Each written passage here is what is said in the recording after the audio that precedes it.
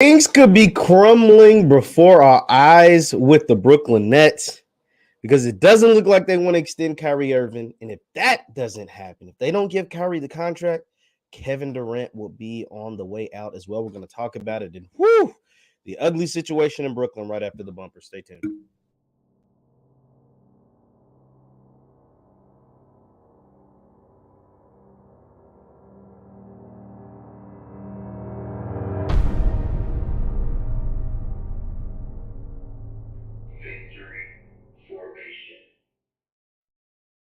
What is good, everybody? What is good, everybody? My name is JeffLightsYJr. Here with the Black Boss Channel, Victory Formation. Thank you guys for tuning in. Be sure to hit that thumbs up button, like, share, and subscribe as we upload every single day. Now, the Brooklyn Nets are in a conundrum, a pickle-lickle-lickle, if you want to call it that.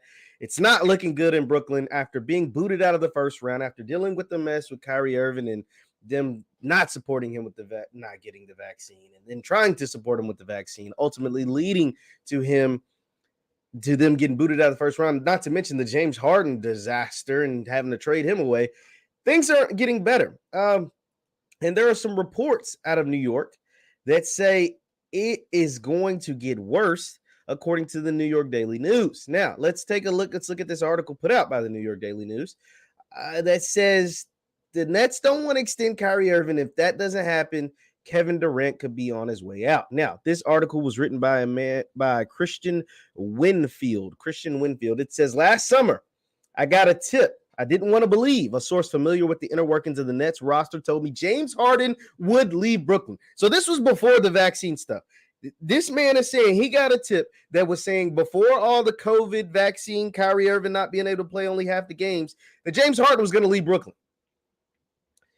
And followed by Kyrie Irving, and then ultimately Kevin Durant. He's saying in that order, that's how this big three that was, as of recently as a couple months ago in Brooklyn, was all going to dissolve.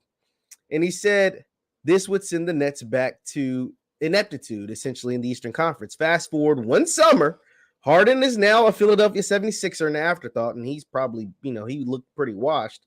And if the Nets aren't careful, Kyrie Irving is next. And we all know where the Nets are after that. In game. He goes on to say, if Irving leaves outright as a free agent this summer, because the Nets don't look like they want to extend him, disgruntled by the Nets' hardball stance on his availability, Brooklyn doesn't have the cap space to replace him with a star, which means Kevin Durant, entering year 16, could be playing with a questionable Ben Simmons, coming off back surgery, and a roster full of old role players. Cam Johnson, I think, could be a star, like I thought Tyrese Maxey could be a star. Cam Johnson is a good player. I think he could end up being a star, but that's a big if. And he could also end up being a dud, but I think he can be a star. But that's nonetheless, it's neither here nor there. That's a first-round exit at best. If Durant stays to see it, according to multiple sources, Durant and the Nets front office have not spoken since they got swept out of the first round. Now, we know Kyrie Irving and Durant have spoken. They're friends. Kyrie's been on podcasts. He's talked about it. They've spoken. But Durant hasn't spoken about the Nets. And we know the Nets have spoken about Kyrie Irving and Ben Simmons to a lesser extent when they said, we want players that will be available. It's not a good sign. When your best player isn't talking to your front office, Sean Marks, ownership, Steve Nash, it's not good. In layman's terms, if Irving leaves the Nets, it wouldn't be a surprise if Durant becomes frustrated with the organization's ability to put a championship pieces around him. They failed to do so at the beginning of last season with one of the top offseason acquisitions, James Johnson, DeAndre Bembry, and Javon Carter finishing the year in Brooklyn. This is why the next championship hopes hinge on an amicable solution with Kyrie Irving, whose personal decision not to get vaccinated and unpredictable injury history have left the Nets hesitant, and now, according to a source familiar with the Nets' thought process, outright unwilling to give him a long-term extension. Outright unwilling to do it. Irving played just 29 games last year, restricted by the vaccine mandate in New York City. The Nets' decision not to incorporate him in the rotation for road games until mid-December, the season before, he only appeared in 54 games, missing several games for stretches for, quote, personal reasons. And in his first season in Brooklyn, a nagging shoulder injury limited him to only 20 games. So I'm more talking about in 3 years with Kyrie Irving, you got 29, 20, that's 49 with 54. So you're talking about 83 games in 3 years. That's one full season in 3. Kyrie Irving has played in 83 games, which is one full NBA season in plus one, because the regular season is 82 games. He's played in 83 games in 3 years. It's not good. You can see why the Nets are hesitant to give him some money. You can see why the Nets kind of maybe want to move off of him. You can see why the Nets don't kind of want to play ball. Now, I love Kyrie Irving. You guys know I've defended Kyrie Irving, but that's rough. 83 games in 3 years is rough, especially when your best player, Kevin Durant, is in year 16. So it's not like he's got another, 5 amazing years. Maybe he does, but 5 amazing years, this level peak Kevin Durant left in him. And let's continue on. It says, yet this is the hand the Nets dealt themselves. They chose to live and die by Irving the second they signed him, Durant and DeAndre Jordan, in the summer of 2019, when they surrendered all their cap flexibility in the Harden trade with Houston and still have no flexibility to sign free agents after replacing James Harden's max contract with Ben Simmons. That's the scary reality the Nets fans, not 4 years of Irving availability or lack thereof, but the alternative, coming a half size smaller shoe away from a trip to the NBA Finals. So it just goes on to talk about, different things with Kevin Durant.